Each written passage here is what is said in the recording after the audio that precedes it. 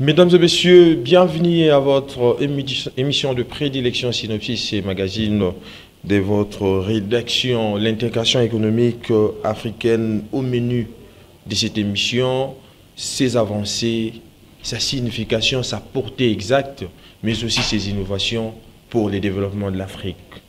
La question mérite d'être posée au regard de la situation qui vit les Africains face à leur développement. Pour ce faire, votre émission Synopsis reçoit M. Norbert Yamba. Il est cadre de l'Union pour la démocratie et le progrès social et président de la vision panafricaine.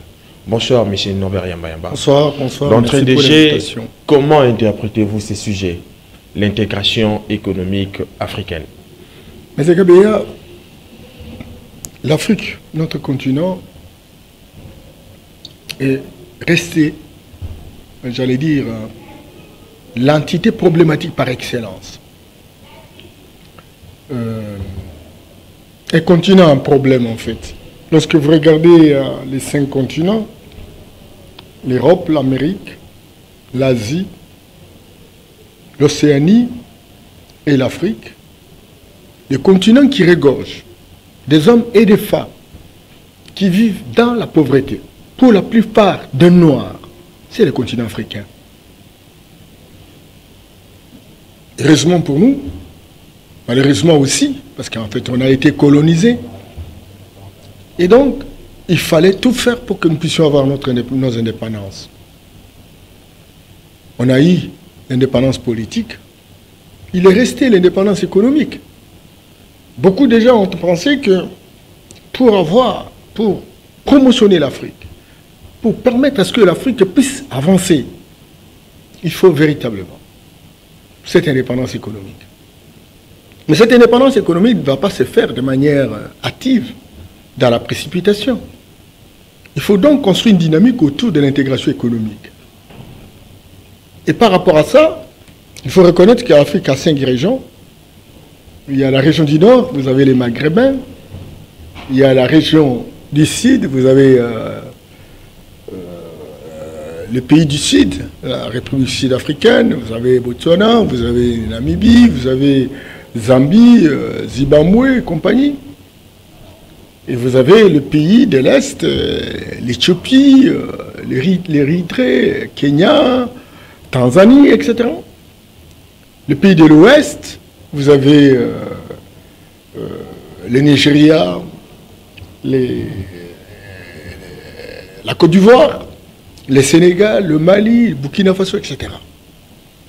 Et donc, les Africains qui auraient souhaité, à la cession de leur indépendance dans les années 60, auraient souhaité véritablement aller dans la direction des États-Unis d'Afrique.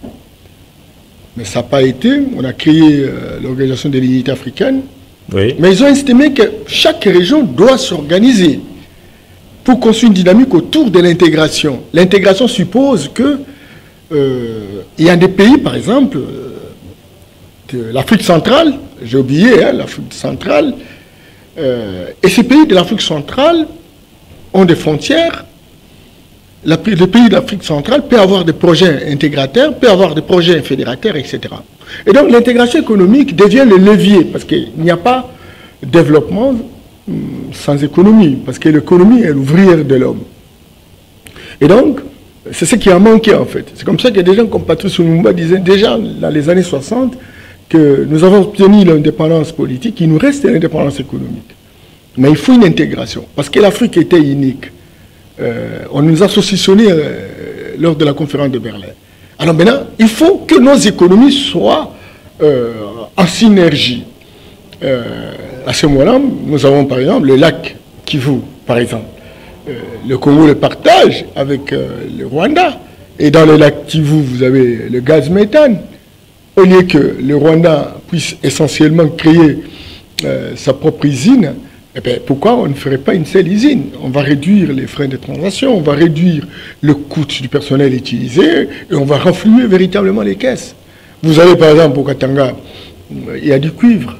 La Zambie a aussi du cuivre. Pourquoi faire des usines différentes? Hein, c'est question seulement de monter cette société, etc., qui s'occuperait à la fois de l'extraction, de la commercialisation, etc. Donc, l'intégration économique passe naturellement par le libre-échange. La création de zones de libre-échange africaines. Regardez, vous êtes au Congo ici, beaucoup de gens ont réagi naturellement lorsque le président voulait que nous ayons le pont rail Kinshasa, Brazzaville. Oui. Mais lorsque vous quittez Kinshasa, vous traversez à Brazzaville, le même chemin là, ça vous amène au Gabon. Du Gabon, vous arrivez en Guinée équatoriale. Guinée équatoriale, vous arrivez au Cameroun. Cameroun, vous pouvez atteindre le Tchad, etc. Ça vous donne plus de 300 millions de consommateurs potentiels. Tu vois. Et donc, l'intégration économique suppose effectivement le désenclavement, hein, où les routes sont bien organisées, où on a organisé les trains. Vous voyez, à l'Europe, l'Europe, c'est 70% hein, de commerce interne. Nous, ici, c'est 15 à 16%.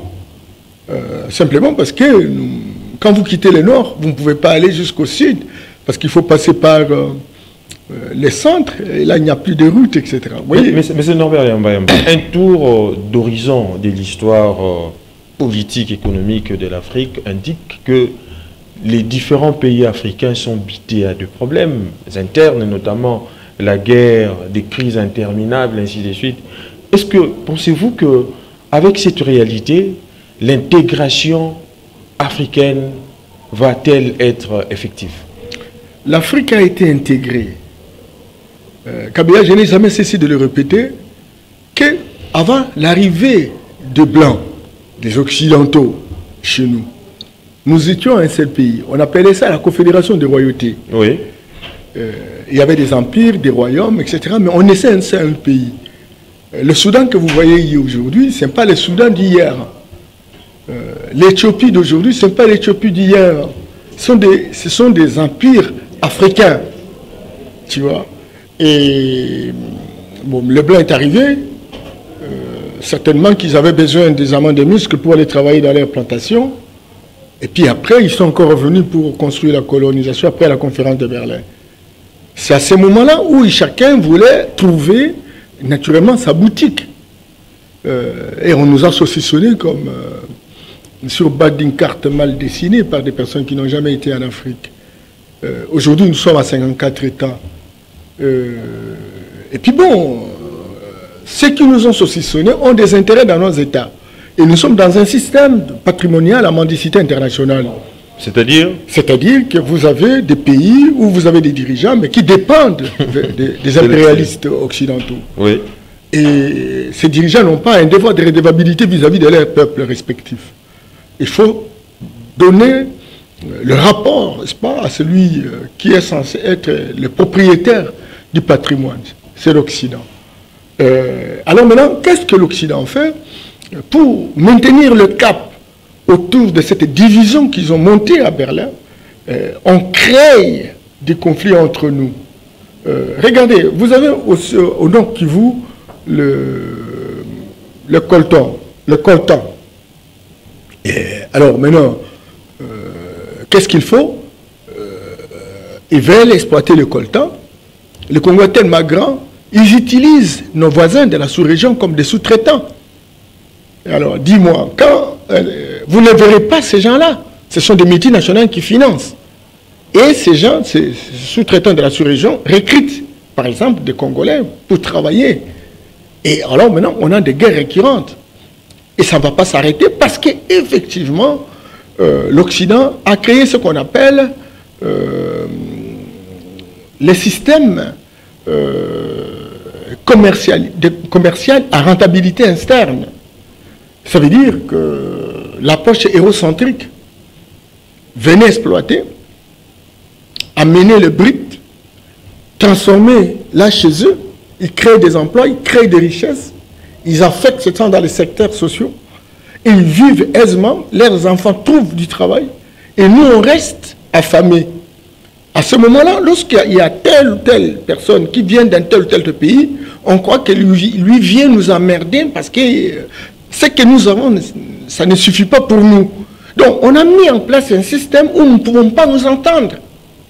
C'est comme ça que vous avez vu, à un moment donné, lorsqu'on dit « créons les États-Unis d'Afrique ». Mais vous avez vu, le Blanc s'est organisé pour créer le groupe de Morovia, le groupe de Casablanca. Et on s'est opposé au point où on ne pouvait pas. Regardez ce qui se passe, par exemple, avec les francs CFA. Au lieu maintenant qu'on se mette d'accord, on dit créons là une monnaie. Chacun doit créer sa monnaie, ou mettons notre nouvelle monnaie, etc. Vous avez les impérialistes qui sont autour de chaque pays, etc. Toi, faites ça, toi, ne faites pas ça. Même les guerres que nous avons, on finance les rebelles et on finance le gouvernement en place. C'est comme ça, tout simplement pour que nous soyons toujours en perpétuel conflit, etc. Et que les conflits leur permettent véritablement d'exploiter nos richesses. Mais justement, M. Norbert Yambamba, face à une telle réalité des guerres, vous ne voyez pas que dans un pays où la guerre a toujours été, vous ne voyez pas que l'influence étrangère trouvera toujours un moyen propice pour s'exercer? Parce que par là, on nous considère comme étant des sous-hommes. Mais bien qu'aujourd'hui, l'identification de ce que vous proposez postule en termes de solutions pour la paix, vous ne voyez pas que quelque part, il y a une nécessité de la vie internationale. Les Occidents, entendez par là, pour essayer un peu de nous mettre en lumière pour qu'il y ait réellement la fin d'une telle guerre. Il nous fait mettre en lumière comment? Nous sommes en train de réfléchir. C'est comme ça que vous avez des panafricanistes. Pourquoi il y a des panafricanistes? Simplement des panafricanistes qui sont à bout? Non. À bout de raisonnement, à bout de donner des solutions? Non. Chaque personne qui vient sur la terre des hommes et qui a une mission, il requiert, il incarne l'esprit de Dieu. Et cette personne, par exemple, les gens comme Lumumba, il est venu essentiellement pour la question de l'indépendance. Il a incarné l'esprit de Dieu et il a une lucidité, il a voyagé dans les temps. Vous n'êtes pas encore là, mais il a vu ce qui arriverait. Et on s'est battu pour avoir l'indépendance, mais même s'il avait dit qu'il fallait une indépendance économique supplémentaire. Vous avez par exemple la démocratie, les gens comme Tshisekedi se sont dressés pour qu'on puisse avoir la démocratie. Donc Dieu se manifeste à travers les hommes. Certainement que le panafricanisme ne date pas d'aujourd'hui. Ça date depuis les afro-descendants dans les Caraïbes, avec toute seule ouverture, avec un ténor firmé, etc. Oui. Tous ces gens se sont battus, déjà au 19e siècle, vous imaginez. Et donc, aujourd'hui, vous avez des gens comme Yamba qui vous disent, écoutez, oui, l'indépendance politique, certainement qu'on ne peut pas avoir l'indépendance économique s'il n'y a pas une indépendance spirituelle, et que la spiritualité doit être considérée comme la science, oui, et non la sorcellerie telle qu'éditée par les livres occidentaux, etc. Vous voyez, donc, certainement qu'ils ne vont pas lâcher prise, parce que celui qui monte sur les tigres, disent les Chinois, ne veut pas non seulement de partager, mais de descendre. Alors, ils ont eu la puissance, et ils savent que cette puissance est le résultat d'une exploitation, ils ne peuvent pas lâcher. Mais c'est à nous maintenant de chercher des voies originales, des voies, des alternatives qui nous permettent véritablement de nous libérer. Et pour nous libérer, il faut quitter leur paradigme occidental, qui est fondamentalement égocentrique, à rentabilité externe. Ce paradigme a complètement infantilisé notre économie. Et il faut quitter ce paradigme vers un autre paradigme qui est fondamentalement faux. Mais c'est Norbert Yamba, qu'en est-il lorsque les idéaux, les initiatives et les orientations qui marquent les affaires publiques de notre pays sont souvent venues de l'étranger? Eh bien, c'est ça justement le drame. C'est comme ça qu'on ne peut rien faire. Vous, les intellectuels, non, entre guillemets, les acculturés. Ah bon? Vous êtes là pour répéter, pour réciter. Mais vous n'avez pas aucun caractère, vous n'avez pas aucun génie pour produire de nouvelles alternatives, des innovations qui permettent d'avoir une torche et éclairer l'avenir. Donc nous n'avons pas de lampadaires. Parce que les enseignements que nous avons reçus sont des enseignements divorcés. Des enseignements qui ne sont pas en concordance avec nos besoins. Et donc, nous sommes là des personnes, des hommes et des femmes qui grimpent sur les idées des autres. Et mais les autres qui ont réfléchi dans leur contexte. Or, nous avons un autre contexte. Et ils ont réfléchi dans un autre paradigme. Nous avons un autre contexte qui exige un nouveau paradigme qu'il faut inventer. Et il faut avoir des dirigeants qui commencent véritablement à réfléchir par rapport à ça pour dire quel devrait être notre paradigme. Et le paradigme doit être fondamentalement scientifique. Ça veut dire qu'un paradigme qui permette de reconstruire le génie propre, d'inventer des choses pour lesquelles nous avons besoin. Et ça, c'est important. Et pour le faire, il faut mettre au devant de la scène la sorcellerie. La sorcellerie que l'Occident savait que c'est ça, justement, le lieu où nous pouvons nous en sortir, mais l'Occident a tablé ça comme satanique et diabolique. Or, lui, il est en train de fabriquer des avions, il est en train de fabriquer des bateaux, il est en train de fabriquer aujourd'hui des missiles hypersoniques, etc. Ça cause de la sorcellerie. Alors, on nous dit, non, non, non, quiconque qui pratiquerait la sorcellerie, et donc, irait en enfer. Tu vois. Et donc, entre-temps, critique continue à utiliser la sorcellerie. Vous allez, même en Europe, vous allez vérifier des endroits où on vous dit, tel, il s'est dit, non, moi je suis sorcier, ou je suis sorcière. Oui. Parce qu'il connaît des choses que vous ne connaissez pas. Et la sorcellerie, c'est la science. Tu vois, certainement que lorsqu'on a la connaissance du bien et du mal, et là, ça devient dangereux. Mais c'est normal. Vous ne voyez pas que cette situation est assez différente par rapport aux nôtres, dans la mesure où vous parlez de la sorcellerie, bien évidemment. Aujourd'hui, cette conception est connue d'une mauvaise manière dans les chefs de certaines personnes, où lorsqu'on est sorcier ou sorcière, on est là pour donc tuer son frère. Lorsque un papa laisse son héritage à ses enfants, les papas qui sont là pour récupérer ses biens, en cas d'entêtement, ils tuent l'enfant. Et tout cela. Mais tandis que la sorcellerie des Occidentaux, c'est en fait la création, c'est le développement. Vous comprenez? C'est l'avancement de la technologie. Vous ne voyez pas que quelque part, il faut éviter ces mots sorcellerie et changer pour un autre concept? Non, on ne peut pas changer. On ne peut pas changer, c'est la sorcellerie qui relève de la spiritualité. Et la spiritualité, c'est la connaissance du bien et du mal. On peut faire du bien avec cette connaissance, tout comme on peut faire du mal avec cette connaissance. L'Occident a découvert la connaissance du bien et du mal, et il est en train de faire du bien avec sa connaissance. Mais il est en train aussi de faire du mal. Et regarde, les Russes sont entrés en Ukraine. En une journée, ils ont abattu 137 morts. Vous vous imaginez? Oui. Ce ne sont pas des sorciers. Mais c'est la technologie qu'ils portent, qui est ici véritablement de la connaissance occulte qu'ils disposent. Et c'est ce qui génère naturellement ces dégâts.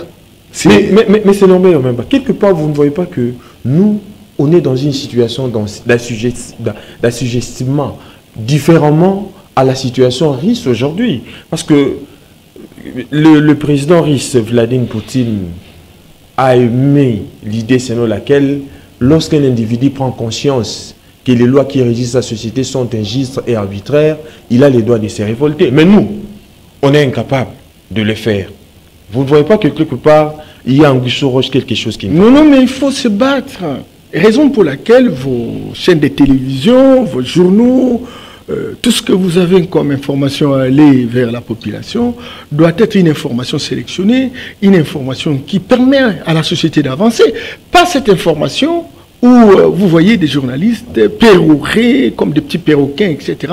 Vous avez les hommes politiques qui viennent parler de la Constitution qui aurait, en réalité, elle est fondamentalement démodée, où vous avez des hommes et des femmes qui ne parlent que des choses qui ne concernent pas le développement de leur pays.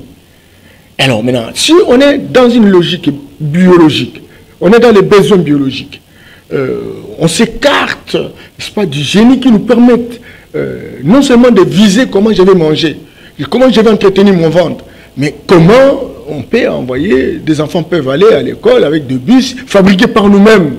Comment nous pouvons manger, comme j'ai vu dernièrement en Corée, on peut acheter de la nourriture dans les supermarchés à partir de sa maison, etc. Ça, ce sont des recherches qui permettent d'améliorer la société.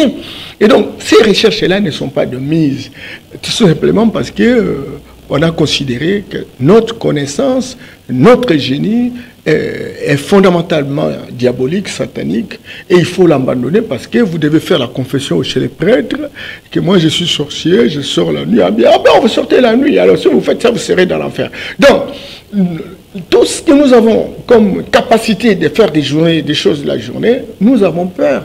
Simplement parce qu'il y a quelqu'un qui est arrivé, qui nous a dit que tout ce que vous avez comme puissance, que Dieu a donné à chaque peuple, de sauvegarder son environnement, etc., est considéré comme diabolique. Et le sort final, c'est d'aller à l'enfer.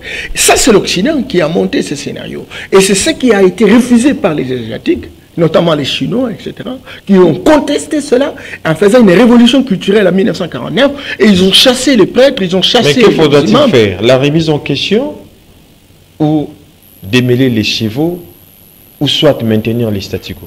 Dernièrement, le dimanche, j'ai été invité à une conférence de Bénin Congo, donc, où on a retrouvé les Ngunz, c'est-à-dire les pasteurs des églises autochtones, oui, ainsi que les chefs coutumiers, etc. Et, la conférence était là justement pour démontrer qu'aujourd'hui, nous sommes capables, parce qu'il y a des gens qui ont les secrets, n'est-ce pas, de la connaissance ancestrale. Alors maintenant, ces gens-là peuvent mettre ça en nu, infuser ça dans les écoles, pour que nous ayons des savants. Il est anormal, vous avez tout un continent comme ça, vous n'avez même pas un savant. Incapable d'inventer ne serait-ce que la kirda. Tu vois?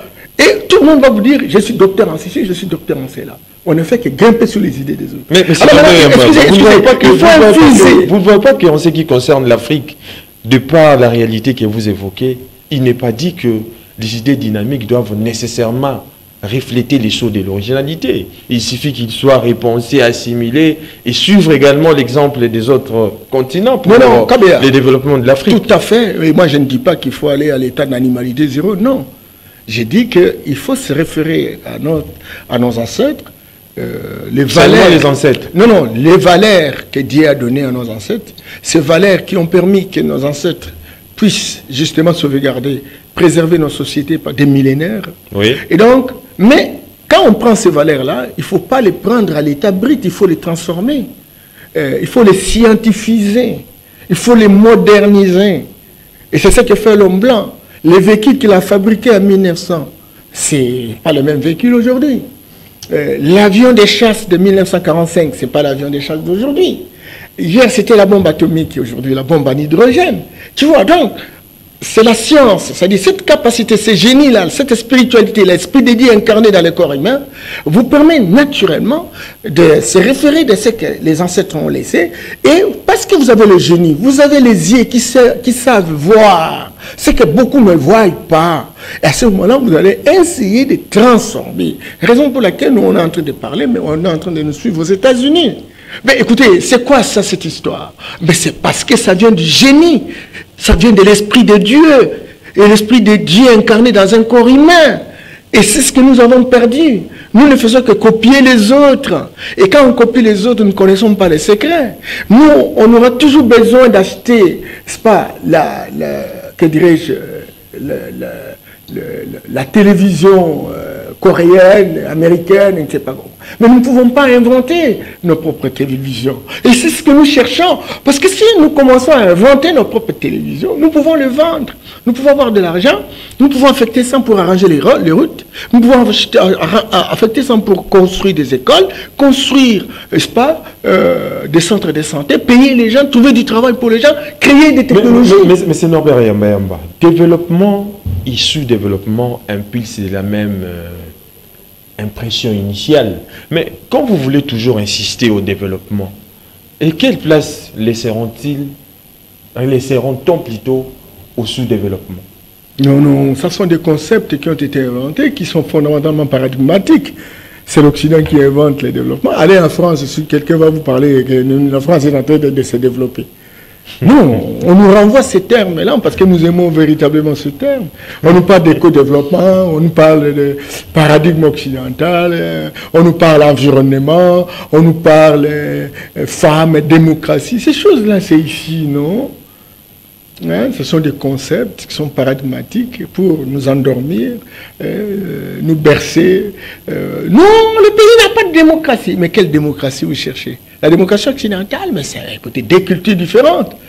Ça ne viendra pas. Parce que nous avons des sociétés différentes. et que Dieu a conçu, naturellement, il a donné le génie à chaque société. Ce n'est pas pour rien que vous voyez, les Noirs sont nés dans des régions tropicales.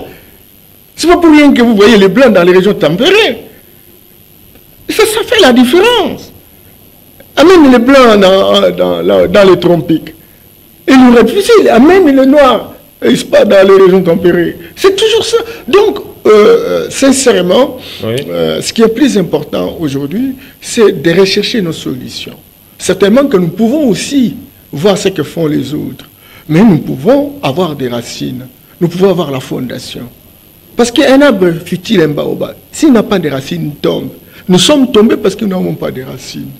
Comment pouvez-vous imaginer que dans le nord, dans la province orientale, chez les Topoké, la Tchop aujourd'hui, oui. Etc., on a un liquide, quand on innocule dans les yeux, on peut voir en 2000 km.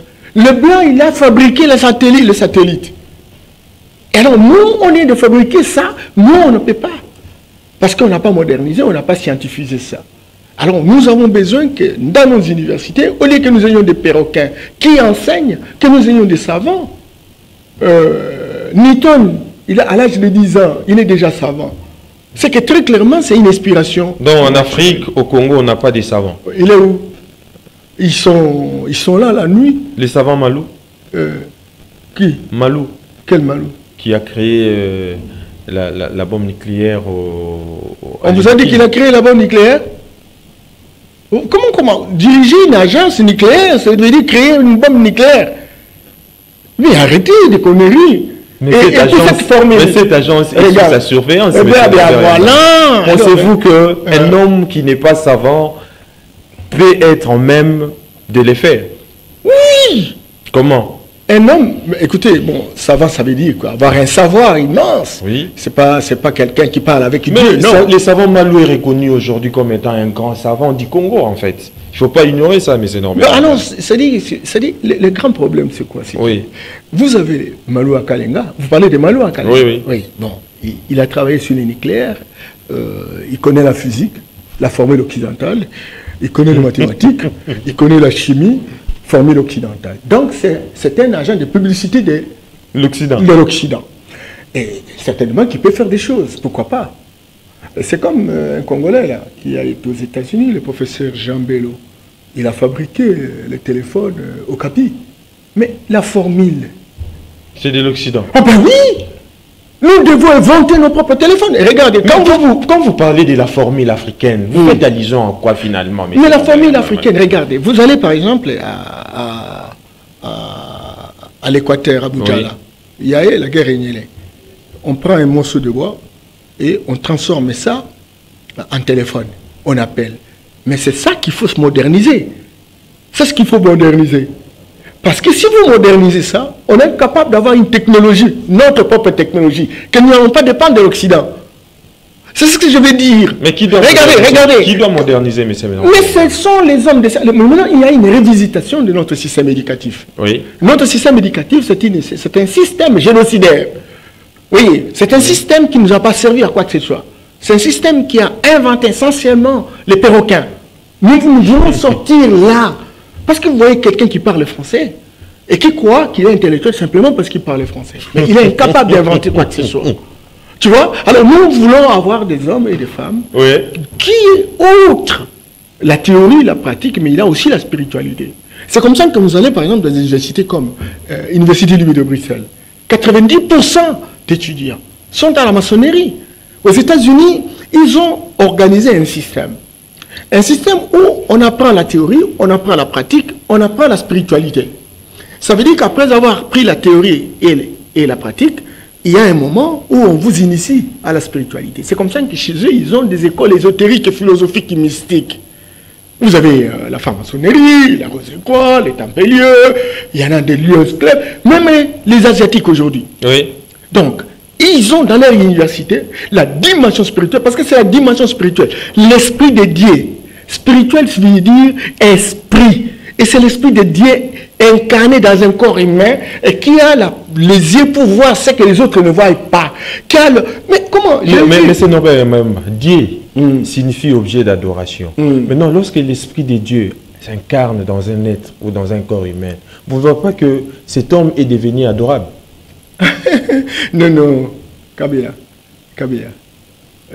s'il vous plaît. Oui. Vous avez vos parents, non? Oui, oui. Et, on vous a mis au monde. Donc, tant que Kabila est là, donc les parents n'existent plus. Mais les cas est tout à fait différent. Non, non, mais nous sommes là. Comment ça se dit? La Bible nous est sommes, là.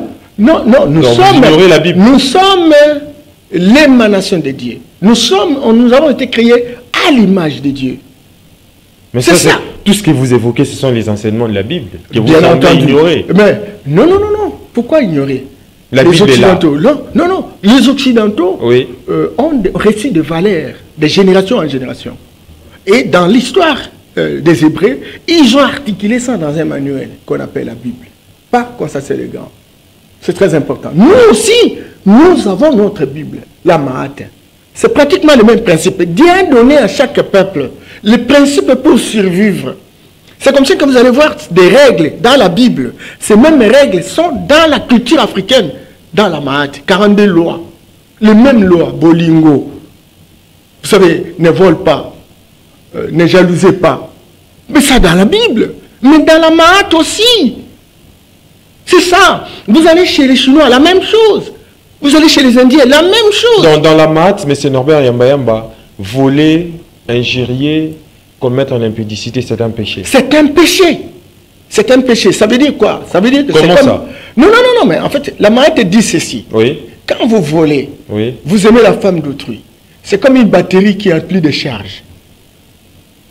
Et donc, ça va vous retourner. Mais c'est Norbert Yamba. Est-ce que vous savez que le péché, c'est l'incrédulité tout simplement? Ce n'est pas le fait de voler, ce n'est pas le fait de commettre l'adultère.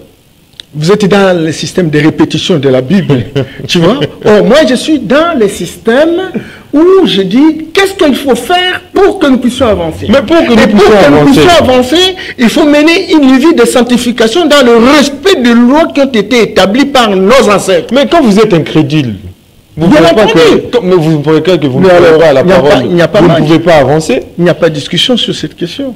Parce qu'on parle la même chose. Mais moi, mon problème, c'est de dire, oui, la Bible, ça renferme un certain nombre de lois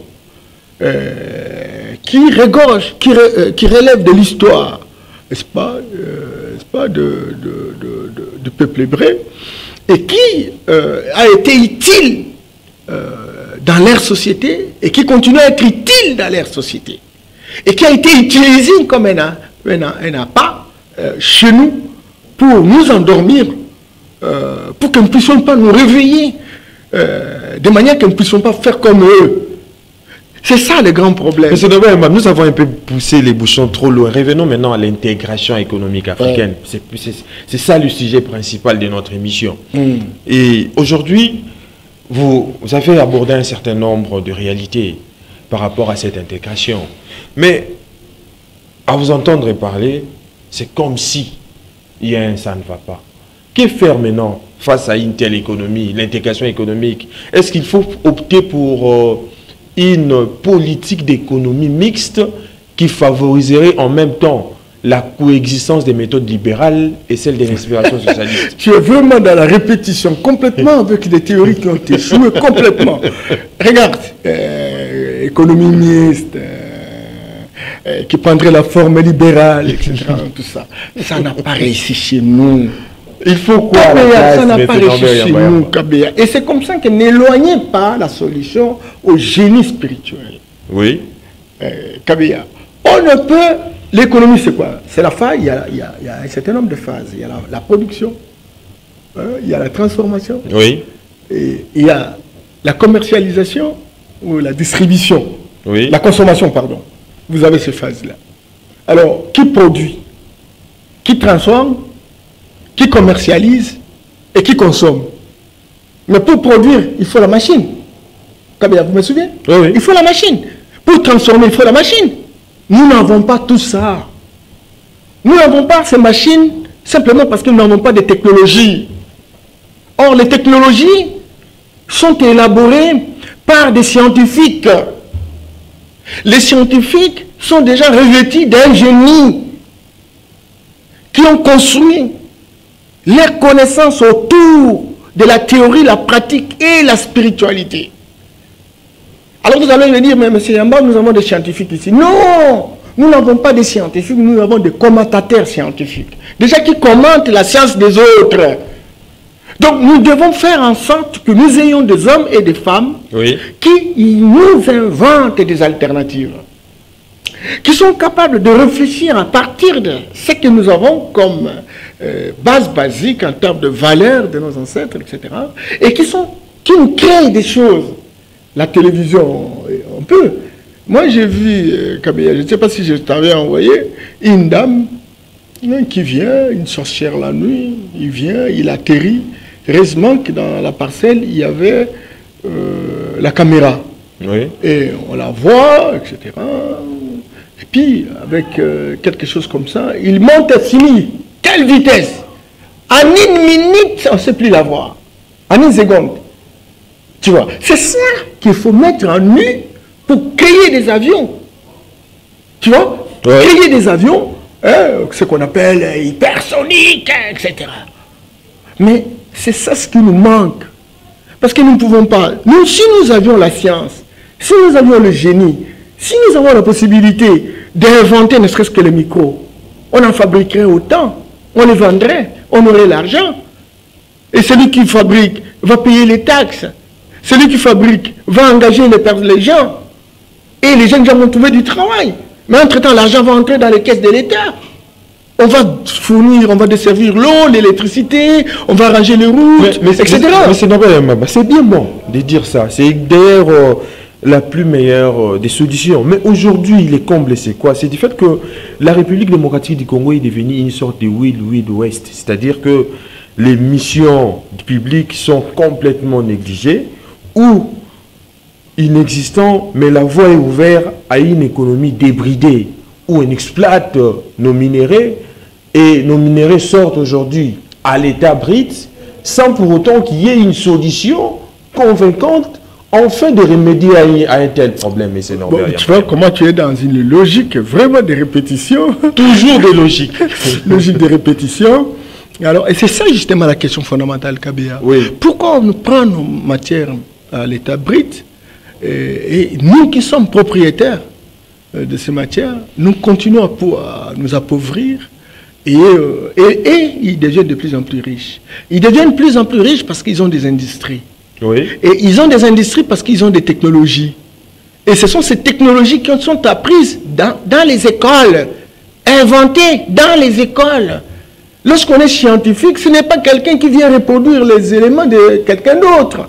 Certainement, il peut lire pour savoir que tel ou tel a réfléchi de cette manière-là, mais lui va ressortir. Nos thèses ne rivalisent pas aux idées anciennes. Mais justement, comment alors rendre à l'Afrique sa belle lettre de noblesse face à une telle réalité? Eh bien, c'est comme ça, il faut restaurer notre génie propre.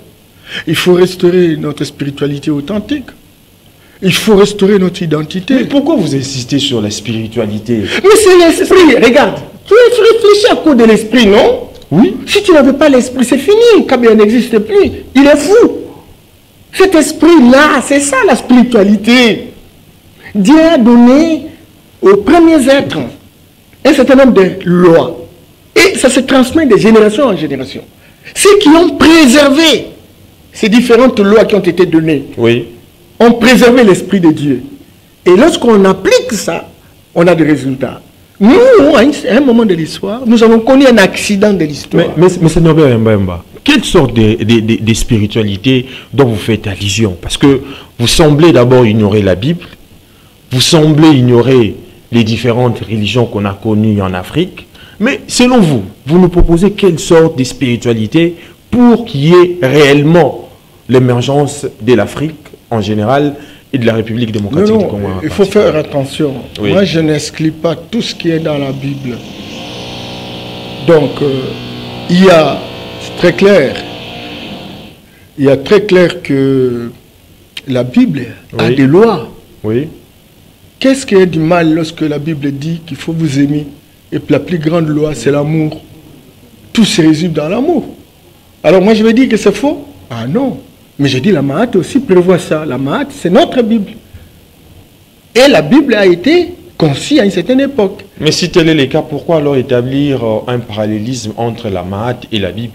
Pourquoi Non, parce que dans la Bible, il y a une dose politique, dose idéologique. Constantin le Grand, qui avait convoqué le Conseil de Nice, oui, lui observait la désagrégation, n'est-ce pas, de certaines provinces de son empire. Et il voulait maintenir naturellement, n'est-ce pas, toutes ces provinces-là. Et pour le faire, n'est-ce pas, il avait mis dans la Bible un certain nombre de choses pour assujettir naturellement la population. Oui. Et c'est dans ce sens-là que nous disons que la Bible, certes, a servi à une certaine époque pour un peuple donné. Donc ils ont établi mais ils ont établi certains dogmes qui ne correspondent pas à nos réalités. Oui. Nous aussi, nous pouvons, au travers de nos propres réalités, nos propres valeurs, mettre en place aussi notre propre Bible.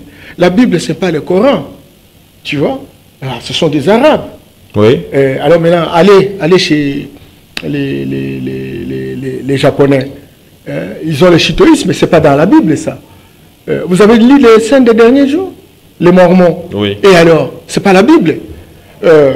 Quand vous êtes, par exemple, chez les Chinois, le taoïsme, le confucianisme, c'est la philosophie. Ce n'est pas la Bible. Oui. Mais tout le monde évolue. Donc, vous ne pouvez pas prendre simplement quelque chose qui a été mis en place par les Romains, etc., par les Romains, et considérer que c'est pour tout le monde. Ah non! Mais à travers cette spiritualité dont vous faites allusion, faudra-t-il admettre qu'un jour, la République, l'Afrique, réussira-t-elle à accéder un jour dans les firmaments de pays émergents? L'émergence aussi, c'est un concept inventé par un paradigme fondamentalement occidental pour apaiser des pays qui cherchent à véritablement se développer. Regardez par exemple l'Éthiopie. Oui. L'Éthiopie, c'est un pays africain, mais qui a pris de l'ampleur. Oui. Dans presque tous les aéroports à travers le monde, vous trouvez les Ethiopian Airlines. Vous savez, avec des Airbus de haut niveau. Mais qu'est-ce qu'ils ont fait? Parce que ce pays est en train de s'organiser. Ce pays est en train véritablement d'émerger pour apprêter leurs termes, etc. Eh bien, il faut les saucissonner. On a enlevé l'héritier, et puis bon, maintenant, on cherche tout pour rendre indépendants les Tigrés.